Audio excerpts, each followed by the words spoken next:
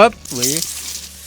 C'est une jardinière qui a déjà contenu de la terre. On va l'ameublir un petit peu. On va mettre nos équisétums là. Donc on va pas en mettre trop serré quand même. Il faut qu'ils puissent se développer aussi. On déblaye un petit peu. C'est une division de touffes. Et dans une jardinière comme ça, eh ben on en met 2. Et puis ça fait le compte parce qu'il va falloir les laisser se développer un petit peu quand même. Hein. On coupe au-dessus d'un nœud. Hein.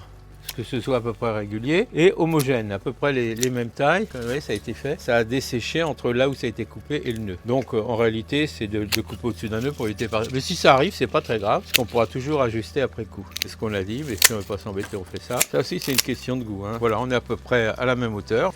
On va les mettre en place là où on a envie. Vous voyez, par exemple ici. C'est pas très esthétique encore, puisqu'on vient de le faire. Mais vous allez voir, ça va se développer. Sachez que c'est pas du tout exigeant sur la terre, mais ça aime bien l'eau, hein, parce que ça pousse parfois dans les cours d'eau. Mais ça s'acclimate bien en jardinière, par tous les climats, sur tous les sols, à condition de penser à les arroser quand même assez régulièrement. Voilà ce qui est fait, vous verrez, je vous tiendrai informé de la suite, mais ça va nous faire des belles touffes qu'on pourra rediviser après. En attendant, mes amis, je vous souhaite d'en faire autant.